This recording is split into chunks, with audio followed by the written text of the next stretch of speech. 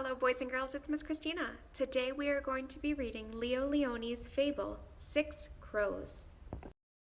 6 Crows by Leo Lionni. 6 Crows, written and illustrated by Leo Lionni. In a peaceful valley at the foot of the Balabader Hills, a farmer cultivated a field of wheat. The soil was fertile, and the spring rains had been gentle. Life would have been good and happy were it not for 6 noisy crows who nested in a tree nearby. Just when the wheat was about to ripen, the crows descended upon the field and pecked away at the tender grains. The farmer tried to chase the crows from the field, but no sooner had he returned to his hut than they were back. In desperation, he built a scarecrow. When the crows saw it standing in the wheat, waving a big stick, they were frightened. They huddled in their tree and wondered what to do. "We must scare that thing away," they said. "But how?" "Let's set the field on fire," shouted a crow. "But that would be the end of our wheat," the others said. There were many proposals. At last they agreed to make a ferocious kite. They gathered bark and dry leaves and made a fierce and very ugly bird. The next morning, they flew the kite over the field. The scarecrow didn't budge, but the farmer was very frightened. He ran into his hut and bolted the door tight. "I must build a scarier scarecrow," he said.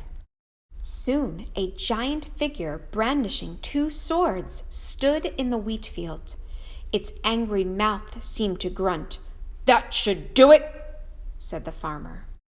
But when the crows saw the new menace, they gathered more bark and more leaves and built an even larger and more ferocious kite. They flew it over the field, back and forth. The farmer was so scared that he didn't dare leave his hut. From her nest in an old tree trunk, an owl had been watching the goings-on. She shook her head. "I don't know who is sillier, the farmer or the crows," she thought.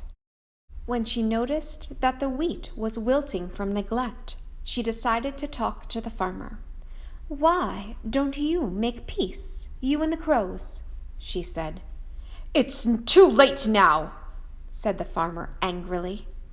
"It's never too late to talk things over," said the owl.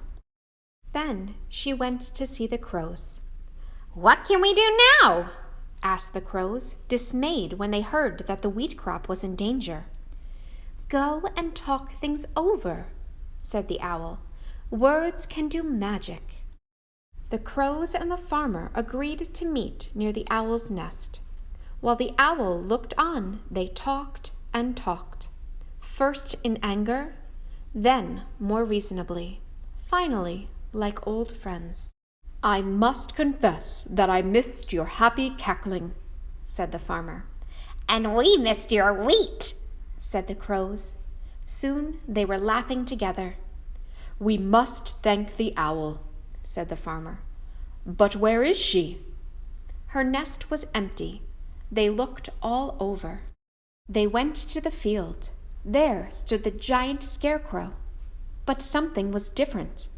The nasty grin had turned into a happy smile. The owl was perched on the giant's arm. "What happened?" they asked. "Magic," she said. The end.